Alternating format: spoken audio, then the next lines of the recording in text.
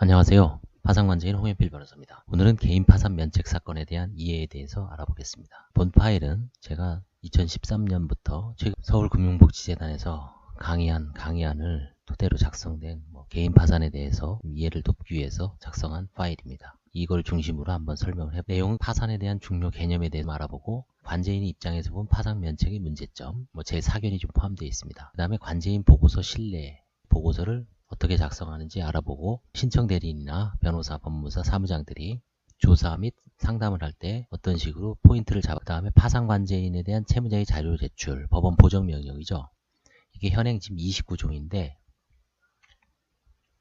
2019년 12월 13일 대법원 예구가 개정되면서 법원은 2020년 2월 1일부터 절반에 해당하는 14종으로 변동하는 주로 채무자 중심으로 서류를 제출을 일반화하는 변경하기로 하였습니다. 그렇다고 하더라도 관제인이 추가 자료를 요청하는 어떤 이유를 적시하고 나름대로 설명 의무를 이행해야 합니다. 어떤 부분이 바뀌고 서류가 실제로 내는데 필요한지를 한번 살펴보도록 하겠습니다. 자, 먼저 개념이 개별 집행이죠. 이거는 이제 규율하는 법이 민사집행법입니다. 근데 채무자 회생 및 파산에 관한 법률은 채무자의 파산 선고 당시 가진 모든 재산에 대해서 예를 들어서 부동산, 보험해약환급금, 임차보증금, 기타 등등 모든 재산에 대해서 포괄적으로 집행을 하는 겁니다. 그 포괄 집행하는 결국 관제인이죠. 관제인이 부동산을 매각하고 해지해서 환가하고 임차보증금을 이제 수령을 하는 거죠. 그래서 이게 개별 집행과 포괄 집행이 차이점이 있다는 걸 좀 알아두시 좋고요.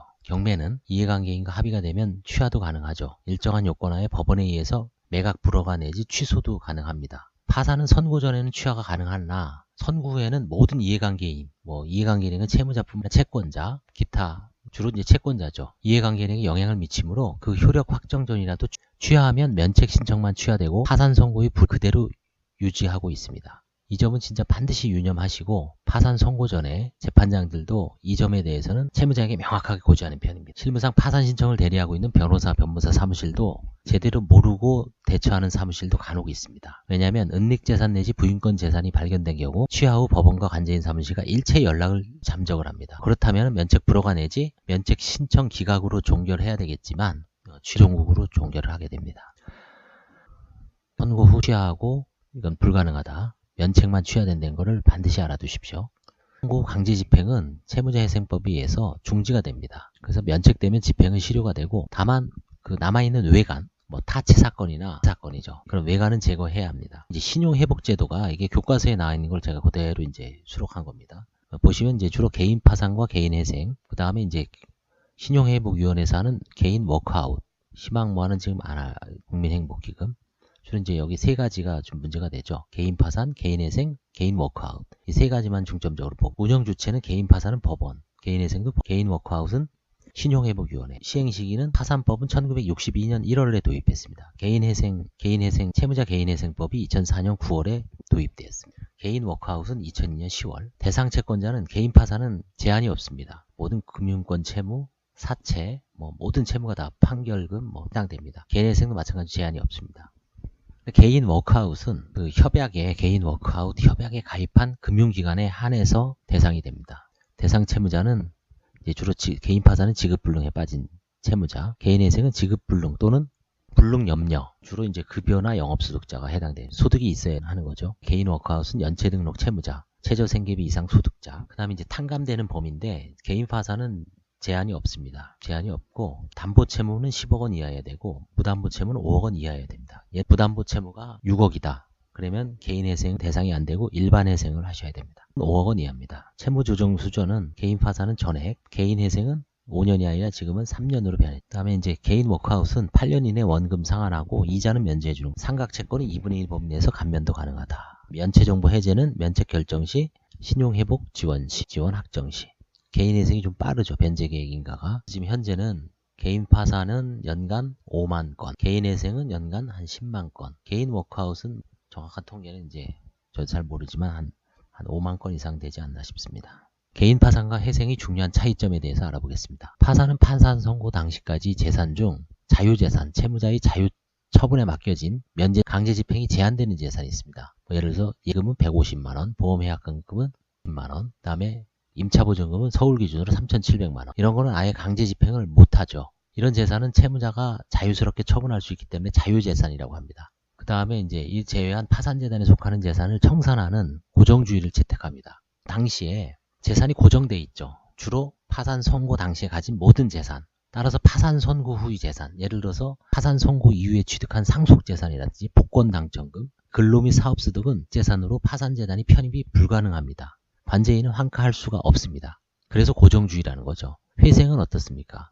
회생 개시 결정 이후의 소득이나 재산으로 얼마든지 변제가 가능하죠. 팽창하죠. 팽창주의라고 합니다. 그 다음에 이제 뭐 제가 개인회생과 개인파산이 부인권 행사의 차이점에 대해서도 유튜브에다가 올린 걸 참조. 부인권 행사의 주체는 파산에서는 관제인이고 회생에서는 채무자 본인입니다. 채무자 관리인. 부인권 제척기간은 개인 파산에서는 2에서 10년, 회생에서는 1에서 5년, 안 날로부터 2년, 아니죠. 파산 선고가 있은 날로부터 2년, 행위가 있은 날로부터 10년입니다. 근데 회생에서는 개인회생 개시 결정이 있은 날로부터 1년, 행위가 있은 날로부터 단기 제척기간이 적용됩니다. 그 다음에 이제 개인 파산과 회생을 통해서 면책을 받은 사람들이 다시 개인 파산이나 회생을 할 수도 있겠죠. 이때 재파산 면책 신청 기간이 제한됩니다. 개인 파산으로 면책받은 사람들은 7년이 지나야지 다시 파산을 신청할 수 있습니다. 개인 회생으로 면책받으신 분들은 5년이 지나면 할 수 있습니다. 그래서 7년, 5년 안에 만약에 그것도 면책 불허가 사유이기 때문에 재량 면책은 얼마든지 가능합니다. 7년이 안 됐는데 갑자기 장애가 생겨서 소득이 없는 상황에서 부채가 많이 발생한 경우에는 뭐 재량 불가능한 건 아닌데 면책 불허가 사유로 돼 있지만 법원에다가 제 개인 파산을 신청했을 때 법원에서는 재량 면책 사유가 있으면 면책이 가능할 수도 있습니다. 그 다음에 현행 도산 절차상 채권 신고 제도, 이거는 뭐 여러분들 일반인들은 크게 알아볼 필요는 없습니다. 다만 파산에서는 채권자의 채권 신고를 받습니다. 개인 회생 절차는 신고 절차를 안 밟습니다. 일반 회생 절차, 법인 회생 절차에서는 받습니다. 그 다음에 채권 조사를 하는 여부에 따라서 시부인 절차라 그래 개인 파산을 하고 있습니다. 개인 회생에서는 목록에 기재하고 개인 시부인 절차를 별도로 받지 않습니다. 회생 절차는 밟습니다. 실권제도, 개인 파산은 그 배당에서 신고를 안 하면 제척이 됩니다. 그 다음에 개인 회생 절차에서는 실권제도는 없습니다. 회생 절차는 실권제도가 있고 이런 식으로 이제 차이가 있는데 결국은 뭐냐면 개인 회생 절차는 아주 자율성이 강조가 되죠. 법원에서는 이 사람이 채권자 목록을 고의적으로 빼는지 안 빼는지를 알 길이 없습니다. 따라서 개인 회생에서는 채권자 목록에서 고의든 과실이든 어떤 식이든 채권자 목록에서 누락되면 그 채무는, 그 채권은 절대적으로 면책을 받을 수가 없죠. 근데 개인 파산에서는 고의, 알면서 일부러 누락한 경우에는 그 면책, 비면책이 되지만 모르고서, 모르는 상태에서 그 채권자 목록에서 누락했을 때는 면책이 효력이 미칩니다. 그게 결정적인 차이점이 있죠. 개인, 자연인이죠. 자연인 파산과 법인 파산의 중요한 차이점. 기본 개념만 알고 계십시오. 파산 관제의 원형은 원래 법인 파산입니다. 법인. 파산이 원래 전형적인 파산이죠. 청산하는 거죠. 법인은 청산 절차입니다. 면책 제도가 없습니다. 청산 종교로 법인 등기를 폐쇄합니다. 법인 등기가 폐쇄하면 그때 이제 죽이는 거죠. 다만 일반 법인도 일 안 하고 한 5년 정도를 아무런 등기도 없이 가만히 있으면 청산, 해산 간주가 되죠. 그래서 강제로 법원 등기소에서 폐쇄를 벌입니다. 청산 절차 없이요. 개인은 경제적 갱생, 개인 파산의 목적은 경제적 갱생입니다. 다시 좀 재생, 새로 태어나는 거죠. 리바이벌, 리뉴, 리빌드, 재건. 뭔가 좀 경제적으로 새롭게 시작을 하는 거죠. 그게 이제 면책제도의 핵심이죠. 합헌 결정이 났습니다. 그 다음에 소득은 자유재산, 다시 한번, 파산 선고 이후 소득은 신득재산으로 자유재산이나 파산 선고 이후 근로소득 등 이걸 회생에서는 계획에 반영해야 됩니다. 민사집행 제한재산은 이렇게 이제 계속 벌써 2014년도에 3,200이었죠. 지금 2020년 다가오고 있죠. 지금 얼마냐? 500만원 올랐습니다. 1,700만원입니다. 파산채권, 재단채권, 별채권. 별채권이라는 건 저당권, 질권, 유치권입니다. 준별, 소액임차보증금, 환치권, 소유권. 파산에서는 이 배당 순위가 중요합니다. 재단채권이라 해서 조세 4대보험공단 징수금 등이 최우선 변제를 하고 그 다음에 선순위 파산채권, 일반 파산채권입니다. 주로 후순위 파산채권, 파산선고 이자, 벌금, 과태료 이런 순으로 배당을 합니다. 이제 임금이 변했죠. 임금이 예전에는 조세 4대 보험공단 징수금과 관련해서 재단 채권으로 합해서 이제 금액별로 비례해서 배당을 했는데, 지금은 임금은 3개월간 임금하고 3개월 퇴직금은 가장 먼저 배당을 하죠. 그거는. 그 다음에 나머지 일반 임금과 3개월을 초과하는 임금, 그 다음에 퇴직금은 이것과 다시 재단 채권에 들어가서 다른 채권과 안분해서 비례해서 배당을 합니다. 그래도 남는 게 있다 그러면 일반 파산 채권 배당을 하고, 그 다음에 남는 게 있다 그러면 이자, 벌금, 과태료 배당을 합니다. 이 후순위 파산 채권을 배당하는 경우는 아마 저도 딱 한 해봤는데 한 건, 3,000건 중에 한 건입니다. 이거는 아주 드문 사례죠. 면책 채권, 비면책 채권. 일반적으로는 면책 채권으로 되면 다 면책이 되죠. 거기에 이제 면책되지 않는 채권을 법에 정해놨습니다. 법으로 정해놨어요. 뭐 대표적인 게 뭐냐면 재단 채권은 채권은 조세 이런 거는 비면책으로 해놓고, 그 다음에 이제 벌금, 과태료 이런 거, 그 다음에 이제 특이한 게 당사자의 행위에 의해서 비면책이 될 수가 있는 게 뭐냐면 악의로 알면서 일부러 고의로 누락한 채권이 설마 있을까 하지만 의외로 있습니다. 그 다음에 이제 면책 불허가 받으면 당연히 비면책이 되겠죠. 이 세 가지는 면책이 절대로 안 됩니다.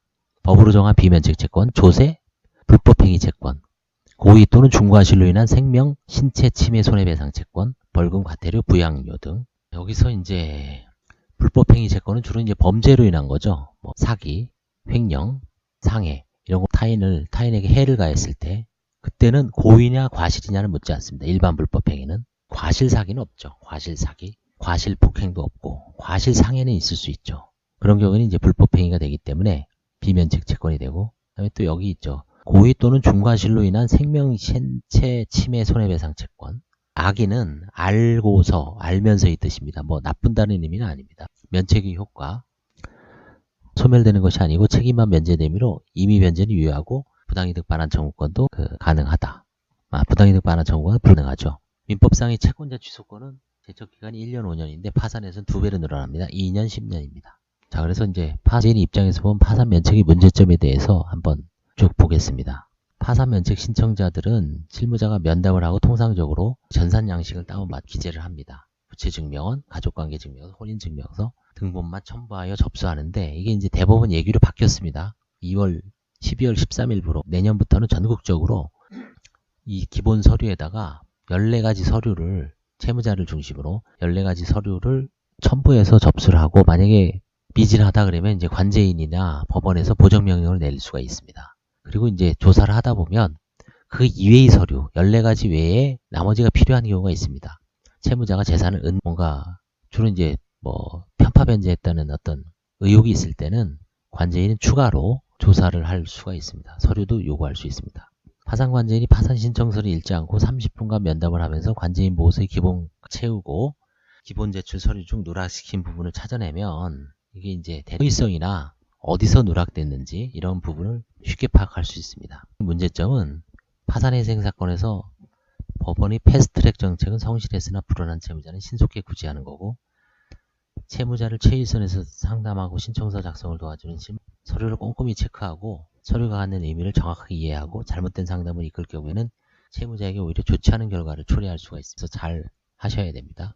이게 가장이혼, 위장이혼, 이게 이제 좀 문제가 될 수가 있죠. 재산 분할이 상당히 했는지, 사행위가 됐는지 볼 수 있고, 그 다음에 이제 이 이혼에서 이제 문제가 돼서 이 새로운 제도 하에서도 협의혼 할 때 양육비 부담조서, 강제 재판상 이유는 판결문, 조정문, 이거를 반드시 내도록 되어 있습니다. 예전에도 조사를 했는데 대부분 뭐 이혼한 시기가 오래되면 의미가 없죠.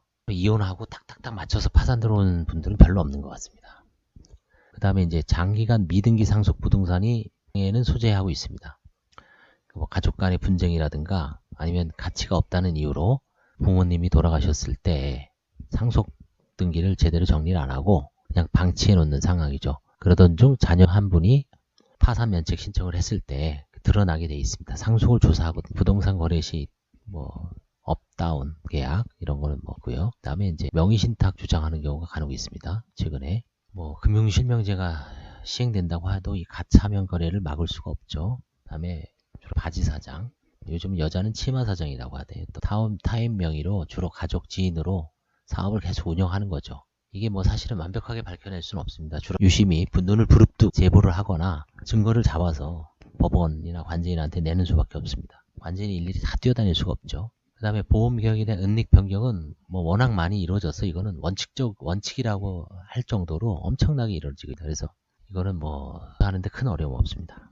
그 다음에 임대차 계약서의 뭐 위변조 이런 건 별로 없는 것 같고, 요즘은 확정일자가 없는 계약서도 2012년부터는 임대차 확정일자 신청서, 임대차 등록 현황으로 거의 모든 임대차 관계를 아마 전산화하는 것 같아요. 대포 차량도 이제 문제는 해결됐죠. 제가 그 차량 관련 법률 상식에서 파산과 관련된 상식에서 오래된 차량은 차량이 점유를 하지 않아도 폐차할 수 있는 제도가 생겨서 자동차 관리법이 좀 대포 차량에 대한 어떤 등록 요건이라든가 이런 걸 많이 신설을 해서 차량으로 인한 피해를 좀 줄이게 된 것 같습니다. 채무자들이 늦어지는 이유는 여러 가지가 있지만 결국은 일단 재산적 조사에서 문제가 발생한 사람들, 그 다음에 채권자 송달에 어려움이 있는 분들은 파산 회생이 늦어질 수밖에 없죠. 제가 옛날에 일일이 사건이 어느 정도 걸렸는지를 한번 해본 겁니다. 빠르고 늦은 거 늦죠. 이게 이제 이 보고서가 뭐 계속 변해왔지만 큰 골자는 변한 게 없어요. 뭐 가장 예를 들어서 주거 이력, 여전히 아마 10년 주민등록 초본, 과거 주소 전체 나온 걸 갖고 쭉 면담을 하면서 이 사람이 어떻게 살아왔는지, 전반적으로 노숙자로 살아왔는지, 가정부로 살아왔는지, 아니면 옛날에 잘 나가다가 중간에 사업이 실패했는지, 그 다음에 집은 소유하고 있었는지, 경매로 날렸는지, 그 다음에 보증금이 쭉쭉쭉쭉 줄어들고 그 사이에 무슨 사업적 큰 변화가 있었는지, 뭐 가정 환경에 무슨 우환이 있어서 수술비라든가 사기 피해를 당해서 재산이 줄어드는 경우도 많죠. 그래서 그런 거를 쭉 보기 때문에 일단 10년치는 기본적으로 조사를 합니다. 그 다음에 이제 직업 이력도 대체적으로 조사하죠. 이 직업 이력하고 채무자가 띄워오는 사실증명 8가지 있죠. 그거하고 이렇게 10년 동안 살아온 주거 관계를 이렇게 3개를 맞춰보면 파탄 시기하고 대충 진술이 어떤 신빙성이라든가 뭐 재산적 이동 현황, 특별한 무슨 조사할 게 있는지 그런 부분은 거의 이 정도 단계에서 이제 거의 드러납니다. 그 다음에 이제 배우자, 부모, 자녀, 동거, 친족 부분에 대해서는 조사는 하고 아마 서류는 안 받기로 왔죠. 2020년 2월 1일부터는 다른 지방은 모르겠습니다만 서울은 배우자, 부모, 자녀에 대한 어떤 세목별 과세증 소유 현황 받기로 했습니다. 파산 채권은 이제 뭐 여기다 기재하는 거고요. 채권자 목록을 보고. 그 다음에 재단 채권은 이제 주로 조세입니다. 조세, 4대 보험금, 면책이 안 되는 거죠. 현 명의 재산, 현재 채무자가 보유하고 있는 재산, 토액이죠. 뭐 보증금 정도고, 경매 진행 중인 부동산은 여기다가 기재를 해놓죠. 그리고 이제 경매지의 승계를 합니다. 파산관제인이. 그 다음에 이제 5년 채무자 명의 재산. 이걸 왜 조사할까요? 이거는 이제 5년 동안 재산이 정당하게 처분됐는지, 그 속에서 사행위 내지 편파행위, 채권자에게 좀 평등을 저해하는 요소가 있었는지, 아주 심한 경우만 하죠. 뭐 일반적으로 용인될 수 있는 행위나 부인권 행사가 제한되기 때문에 뭐 무작정 하는 건 아닙니다. 그리고 해이성이나 관제인이 입증을 해야 되는 거고, 수익자의 선의는 수익자가 입증해야 됩니다. 파산에서는. 그래서 뭐는 이제 주로 편파행위, 부인 대상을 발견하기 위해서 하는 거죠. 또 혹시 이제 그 과정 속에서 명의 변경을 통한 은지를 살펴보기 위해서 하는 겁니다. 전현 배우자 재산을 이걸 아마 이제 기재를 안 하는지는 모르겠습니다. 이걸 어떻게 해야 될지. 이건 받지 않기로 했으니까 부모 재산 기재 안 하죠. 자, 넘어갑니다. 환가 포기 재산은 채무자의 재산 중 환가 포기할 만한 재산 기재하게 되어 있습니다. 그 다음에 이제 이 사건을 어떻게 하겠다라고 이제 전체적인 어떤 결론을 여기다가 쓰는 겁니다. 그 다음에 이제 면책 불허가 사유가 있는지, 이 채권자가 있으면 여기다 이 사유를 쓰고 그걸 또 조사를 합니다.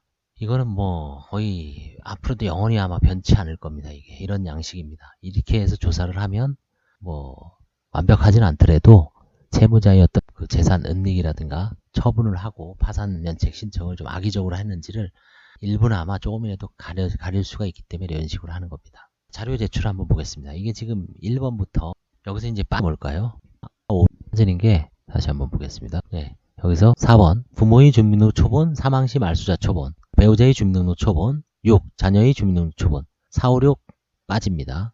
그 다음에 채무자의 주민등록 초본 등본은 대신 들어갑니다. 누구하고 사는지를 보고. 그래서 이전된 것은 가족관계증명서, 혼인관계증명서, 주민등록 초본, 주민등록 등본 네 가지가 이제 기본이 되고 7번 채무자의 무관할 세무별 과세증명서 받습니다. 언제까지야? 이건 한 5년 정도만 받습니다. 8, 9 부모의 무관할 세무별 과세증명서, 배우자의 무관할 세무별 과세증명서 이거 빠집니다. 자녀의 무관할 세무별 과세증명서 이거 빠집니다. 그다음에 채무자의 과거 5년간 차량 등록 원부 있으면 내죠. 그 다음에 이건 다 필요 없습니다. 부모, 배우자, 자녀. 채무자의 개인별 토지 소유 현황도 빠집니다. 이것도 이제 뭐 세무별 과세증명서가 있기 때문에 없다라고 보는 거. 15, 16, 17, 18 다 빠집니다. 그 다음에 채무자의 과거 5년간 소유 부동산 등기했죠. 3년간 거주지 부동산 등기 부동본 이것도 안 내는 것 같습니다. 그 다음에 21번은 똑같이 냅니다. 생존자 보험 가입 내역 조회. 그 다음에 보험 가입 내역에 조회된 해지 실효 유지 예상 환급 내역. 22번은 뭐 그대로 냅니다. 이게는 되게 중요한, 되게 아주 중요한 정보. 이것만 보아도 대략적인 이 삶의 어떤 궤적을 추적을 할 수가 있죠. 아, 사업을 하신 분인지, 사업을 안 하고 그냥 근로소득으로만 연명하신 분인지, 언제 사업을 폐업을 했는지, 사실은 얼마인지, 그 다음에 소득 신고한 건 얼마인지, 그 다음에 부가세 같은 걸 보고 그 사업 규모 같은 거를 좀 살펴볼 수 있죠. 부가세 면세 사업자는 주로 영세 사업이 많죠, 한국에서는. 그래서 이 8 그대로 이제 채무자에게도 나름대로 되게 유용한 정보입니다. 이걸 내면 본인이 뭐 크게 은닉한 재산이나 소득이 없었음을 아주 쉽게 입증하죠. 13번. 과거 5년부터 현재까지 채무자의 은행 거래 내역이 1년으로 줄었습니다. 1년으로 줄었어요. 그 다음에 25번도 이건 뭐 있으면 나중에 관제인이 개별적인 조사하면서 배당표 갖고 와라, 사건벌 수급을 내면서 갖고 와라, 공탁금 출급 증명은 갖고 와라, 뭐 사실조회를 하든지 채무자한테 수가 있습니다. 25번도 원칙적으로 경매는 한 20명 중에 한두 명 될까 말까 하겠다가 놀 필요도 없죠, 사실은. 그래서 이건 없앴습니다. 임대차 계약서.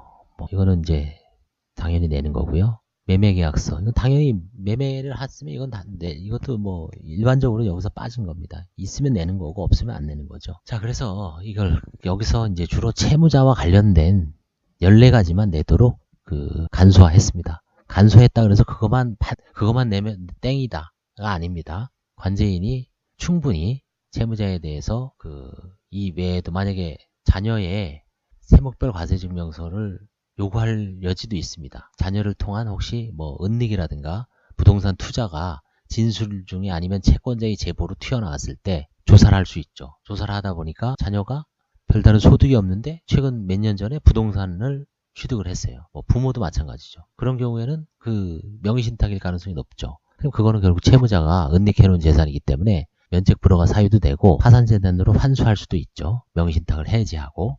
그 다음에 보험이 쭉 있는데 아직까지 살아있어요. 근데 피계약자로 돼 있는 가입기간은 꽤 되는데 피보험자로 돼 있다 보니까 그때는 아들이 미성년자였어요. 근데 최근에 보니까 성년자야. 그러면 결국은 이거는 중간에 바꿔치기 한 거일 수밖에 없습니다. 거의 100%입니다. 그러다 보니까 보험 계약은 일단은 물어볼 필요가 없습니다. 변경을 했느냐 안 했느냐 물어보면 백발백중입니다. 진짜 안 한 사람은 보험사 가서 계약 변경이 안 됐다는 증명서를 띄워오더라고요. 그래서 실제 변경한 사람은 거의 제가 보기에는 100% 시인하는 것 같습니다. 100%. 밝혀질 수밖에 100% 시인하. 금액은 크지는 않지만 뭐 그거라도 지키려고 사실 하는 심정은 이해도 되죠. 임차보증 같은 것도 이제 옮겨놓을 수가 있는 거죠. 바꿔치기 하고 들어올 때 좀 의심이 든다. 정황상 과거에는 좀 뻔듯하게 사는 것 같은데 최근에 이상하게 이혼도 안 했는데 여자가 아니면 남자가 세대 분리해서 따로 튀어서 원래 살던 집에서 별거 중이에요.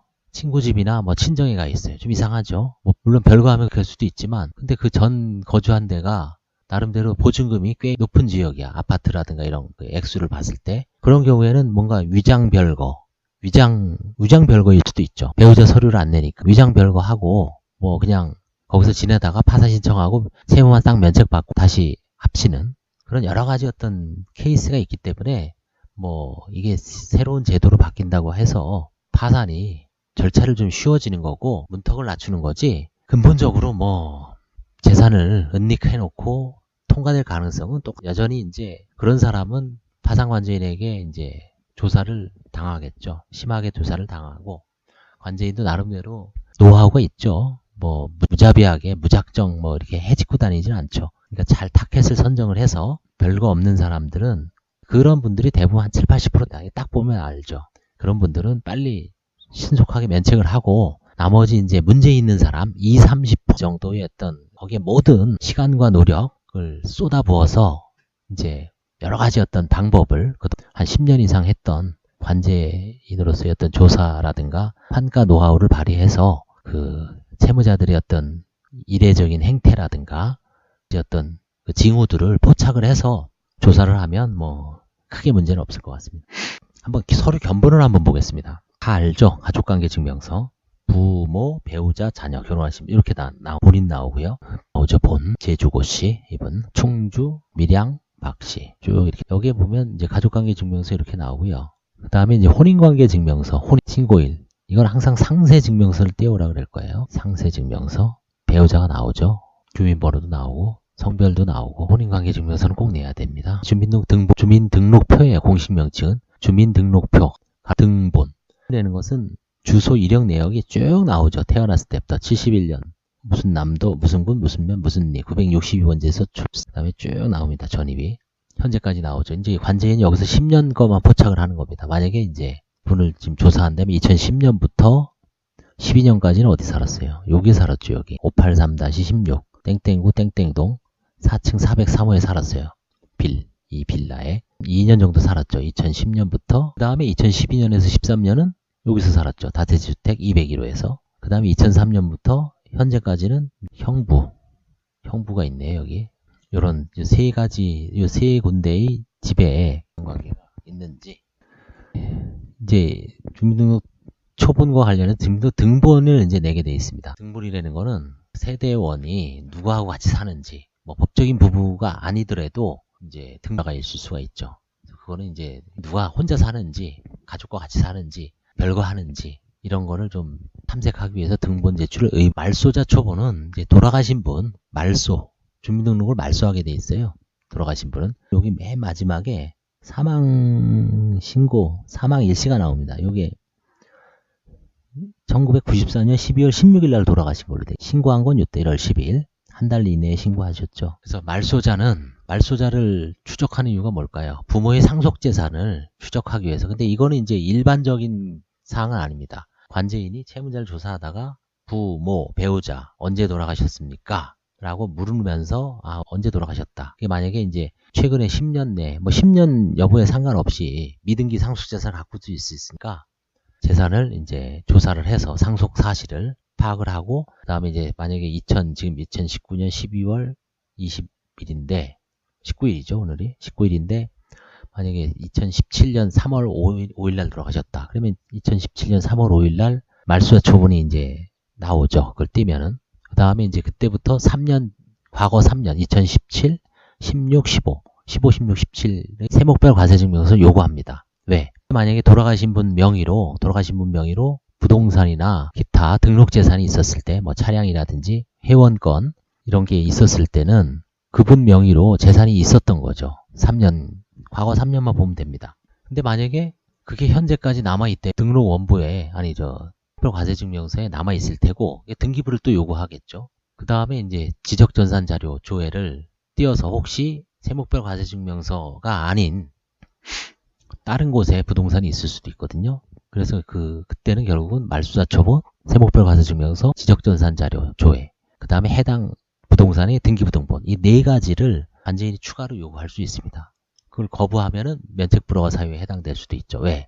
상속 사실은 파산재단의 형성에 미치는 중진술이죠. 재산 상태에 관한 신청서 쓰실 때 그거를 대부분 제대로 안 씁니다. 자기가 이제 실제로 받은 게 없어서 느낌상 그럴지 또 상속 협의 분할을 포기해도 사실은 재산 분할에 참가한 걸로 봐야죠. 법적으로는. 그래서 아주 주의해야 됩니다. 왜냐하면은 실제 관제인의 환가 사례 중에서 랭킹 2위가 상속이에요. 보험이고. 그럴 수밖에 없는 게 부모 세대가 이뤄놓은 형성한 재산을 지금 자녀 세대들한테 우리나라가 지금 경제가 상당히 고도화돼 있잖아요. 세계 뭐 한 10대 경제 강국에 속한 부가 이제 재벌들 뿐만 아니라 웬만한 집안에서도 서울 아파트 하나가 뭐 10억 하죠. 지방도 뭐 몇억 합니다. 그 다음에 뭐 짓던 사람도 땅도 물려줘야 되죠. 물론 뭐 빚도 물려주지만 그건 없는 분들 얘기고 있는 사람 중에서는 상속이 대물림되게 돼 있죠. 자산이. 근데 그 자식 중에 다 뭐 성공한 게 아니죠. 망한 사람도 있을 수 있죠. 그런 분들이 만약에 파산 들어왔을 때 이 상속재산을 상속받기 전에 빨리 파산 면책을 하면 되는데 그게 안 되죠. 부모님 언제 돌아가실지도 모르고 이게 인생이 다 맞물려 있기 때문에 상속은 상당히 많습니다. 아마 이게 앞으로 점점점 늘어나고 지금은 상속재산 파산도 생기고 나중에 상속과 관련돼서는 따로 조문을 좀 들어서 다시 한번 정리할 기회가 있어 자세하게 한번 말씀드리겠습니다. 재적등본은 최근에 그 말소자 초본도 안 나오신 분들, 아주 오래전에 돌아가신 분들을 추적하기 위해서 그분들 말대로 너무 오래전에 돌아가셔서 상속재산이 남아있지 않거나 뭐 그런 거를 증명하기 위해서는 재적등본이 필요할 수도 있습니다. 주로 제가 이제 1990년 전 이전 사망자는 재적등본만 받습니다. 90년 이후에 이제 하신 분들은 주민등록에 이제 말소자를 기재하는데 그 전에는 이게 아마 제도가 없었던 것 같습니다. 세목별 과세증명서죠. 이제 앞으로는 채무자의 뭐 이 무관할도 없어졌습니다. 지금은 과거의 파일로 강의를 하지만 제가 현재와의 차이점에 대해서 명확하게 뭐 바뀔 것까지 비교하면서 하기 때문에 나름대로 뭐 도움이 될 수 있습니다. 무관할 세목별 과세증명서는 없어진 것 같습니다. 지금 그 자체로 뭐냐면 무관할이라는 건 전국적인 어떤 이 사람의 등록재산에 대해서 과세증명서를 떼어주십시오라는 거죠. 근데 최근에는 아마 세무법 과세증명서 자체가 관할에 상관없이 행정청에서 정보를 완벽하게 공유해서 과세 정보를 여기다 다 기입을 하기 때문에 특별하게 뭐 빠지는 경우는 없다고 보고 있습니다. 저는 여기 12번 보십시오. 부모의 차량 등록원, 배우자, 자녀 등록원부를 가져오지 말란 얘기죠. 이제 안 내도 됩니다. 채무자의 자동차 등록원부가 이렇게 생겼습니다. 여기 주행거리가 나옵니다. 1, 10, 100, 1000만 뛰었죠. 이거 가치가 없다고 봐야죠. 이런 경우 10만 킬로 뛰고 2005년식. 지금이 19년식이니까 이거 쓸 때만 해도 2013년식이었으니까 그때만 해도 8차가 넘죠. 제가 차량과 파산해서 말씀드린 대로 8년차 이상이고 10만 킬로 이상이면 아마 300만 원도 안 할 겁니다. 그 다음에 자동차 등록원부 을구. 을구는 제가 말씀드렸죠. 저당권이 말소가 되면 이건 아예 발급이 안 됩니다. 그러면 그 말소 여부는 갑구를 찾아가서 몇 년 며칠 날 저당권이 말소됐는지를 확인해야 됩니다. 을구는 등록사항이 없으면 발급이 되지 않음. 을구가 없다면 자동차의 가치가 그만큼 증가하여 채무자에게 불리하고 환가 가능성도 있으므로 면밀하게 체크하여 제출합니다. 이게 을구가 참 초창기에 많이 헤맸죠. 이게 부동산과 왜 다르지? 나중에 이제 여러 번 하다 보니까 뭐 이해되는 측면도 있습니다. 이게 그 유명한 개인별 토지 소유 현황. 지금은 이름도 바뀌었습니다. 지적 전산 자료 조회. 지적 땅의 번지, 땅의 호적, 지적 전산 자료 바뀌었습니다. 이것도 이제 뭐 주의가 있으면은 특별한 문제는 없는데 없으면은 막 동명이인이 검색이 되죠, 부모께. 근데 이거 뭐 사실 세목별 과세증명서하고 이제 거의 일을 해놨는지 이제 이것도 안 받자. 채무자 거도 안 받습니다. 이거 채무자 거도 안 받으니까 뭐 나머지 자녀들, 부모 이거 그래서 결국 이제 배우자는 상속이 문제가 될 것 같고 상속만 잘 조사해도 10% 정도가 나오니까요. 뭐 환가 사건도 나오고 그 다음에 미등기 재산도 그 다음에 상속재산 파산도 심심치 않게 들어오고 이제 주로 상속이 아마 향후 개인 파산에서 가장 큰 비중으로 다뤄질 것 같습니다. 그 다음에 뭐 등기부등본은 이제 문제가 되는 사람들은 이제 관제인이 계속 요구하겠죠. 임차보증금이 갑자기 출렁거린 사람들, 그 다음에 부동산이 3년에서 5년 전에 매각된 사람들 와라. 매매계약서 없습니다. 그러면 다 등기부에 포함되어 이제 기재돼 있죠. 매매 목록에 근저당 변제한 자료. 그래서 조사를 해보면 대략 돈이 빚이 찾아가는 거죠. 2억에 팔고 1억 은행 빚 갚았으면 나머지 1억은 어디다 썼냐. 1억이 현재 보증금을 한 4천 갖고 있고 나머지 5천은 뭐 창업하는 데 썼다가 트럭을 사서 할부금 내고 트럭 사서 뭐 아니면 조그만 분식집을 하다가 망했습니다. 분식집 하고 당연히 뭐 그 쓴 자금으로 추정을 해야죠. 잘 됐으면은 잘 되는 게 없잖아요. 그리고 이제 그게 뭐 다른 그 자녀들 명의로 보유하고 있다는 입증이 없는 이상 대부분 이제 그런 식으로 조사를 해서 추산치만 조사를 하는 거. 이건 정밀하게 조사하는 건 아니죠. 부산에서는 목적이 밝혀내는 것도 있지만 가급적 갱생을 목적으로 하기 때문에 크게 어긋나지 않으면 빨리빨리 조사를 해서 면책을 해주는 게 맞죠.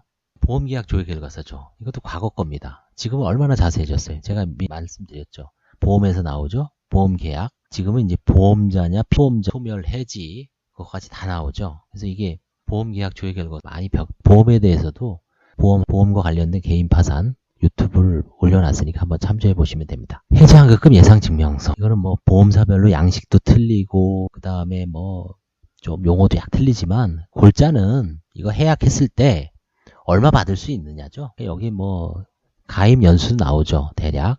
이게 가입 연도가 어린 이때 자녀가 어린데 이게 만약 유지하고 있다면 변경 가능성이 있다고 아까도 말씀드렸죠. 해지한금이 27만원 빼 납입금은 760인데 이런 거는 이제 거의 소멸성 보험이죠. 이 현대라이프. 현대해상은 이런 식으로 돼 있더라고요. 이거 딱 보면 현대라이프, 하이라이프. 그 다음에 이것도 하이라이프. 그 다음에 이거는 어디죠? 삼성화재, 라이나 생명보험, 신한생명보험. 신한생명보험 게 좋은 것 같아요. 계약한 거 딱 넣고 실수령 예상금액 딱 나오니까 어디 거는 이게 공제금액이 없이 그냥 따로따로 하기 때문에 어려웠죠. 신한생명 게 좀 좋아 보이는 것 같습니다. 그 다음 아까 사실증명 얘기했죠. 8가지. 이거는 그냥 세무서 가서 이렇게 표시하면 싹 띄워줍니다. 사실증명. 난 뭐뭐 한 사실이 없다. 폐업 사실증명, 납세 사실증명, 체납 사실증명. 다 증명을 해줘. 부가가치세 과세 표준 증명, 소득금액 증명. 이제 거래 내역이죠. 이거 이제 쭉 뭐 돈 입출금한 걸 통해서 편파행위, 변제행위를 했는지, 그 다음에 뭐 누구한테 했는지, 송금을 통한 아니면 현재 보유하고 있는지 이런 걸 충분히 알 수 있습니다. 배당표 뭐 어려운 거 없습니다. 이거 배당 가면 떼어줍니다. 그냥 배당표 달라고 하면 돈을 누가 가져갔는지 알 수 있고 채권자들 간에 무슨 사행위가 있었는지 배당이의가 있는지 배당이의가 있으면 관제인이 수개할 수 있는지 관제인이 수개할 수 없다라는 게 대법원 판례죠. 수개할 필요도 없고 관제인이 다 할 수 있는데 왜 수개하냐. 박문길 변호사님이 대법원까지 가서 이제 판단을 받아봤습니다. 근데 그 판단 이유가 나름대로 시사점이 많죠. 그래서 중앙법원 관제인 세미나에서도 됐고 간담회에서 논의가 됐습니다. 그건 다시 한번 또 살펴볼 기회가 있으면 그때 살펴보겠습니다. 사건별 수불 내역서 뭐 다 돈 누가 가져갔는지 여기서 이제 공탁이 관제인의 주안점이죠. 이미 배당금을 했으면 다 끝난 겁니다. 근데 여기 이제 집행공탁이 있어요. 집행공탁을 안 찾아가는 경우가 간혹 있거든요. 큰 금액도. 그래서 그 부분이 있는지 없는지를 이제 이 사건별 수불 내역서고, 그 다음에 해당 법원에 공탁금 출증명서. 요즘은 또 뭐 안 띄워 사실 조회해야 될지, 뭐 어떻게 해야 될지 요즘 또 이제 아주 속 썩고 있는 것 같습니다. 관제인들이. 매매계약서는 뭐 이건 공인중개사 사무실에서 이런 식으로 많이 작성하죠. 일반 조항 8개에다가 특약사항. 그 다음에 이제 뭐 관제인이 추가 요청할 수 있는 서류가 있습니다. 지금까지 예를 들어서 아까 14개만 딱 내고 딸랑 내고 끝내는 게 아니라 조사하다 보면 의심이 된다. 조사할 수가 있습니다. 예를 들어서 부모님 보증금이 좀 한 1억 정도가 돼요. 근데 소득이 이렇게 안 되는 것 같아. 나중에 보니까 뭐 근로자 전세대학금 대출을 받았는지, 그 다음에 자녀의 소득이 문제가 됐는데 근로소득 원천징수 영수증 같은 걸 요구할 수 있고, 간혹 이제 뭐 형사고소장도 갖고 오라고 하는 수가 있어요. 진짜 고소했는지 살펴보기 위해서. 이런 거는 이제 어떻게 보면 이제 이런 걸 보고 진정성을 믿고 이제 사건을 종결시키는 경우도 있죠. 고소장, 접수증이라도 갖고 와라. 접수증. 그 다음에 이제 고소를 당한 사람, 피의사건 이유서 이런 거 갖고 와서 이게 뭐 어떻게 끝났고 이런 걸 나눈 데는 다 도움이 되죠. 불기소 이유, 통지서 이런 건 다 요즘 이제 뭐 떼어주죠. 불기소 이유서를 보면 잘 알 수가 있죠. 청산 자료, 화산 회복 자료, 뭐 여러 가지 이제 요청할 수가 있습니다. 자, 오늘은 여기까지 하고요. 다음에 파산 및 면책 신청서에 대해서 한번 살펴보기로 하겠습니다. 감사합니다.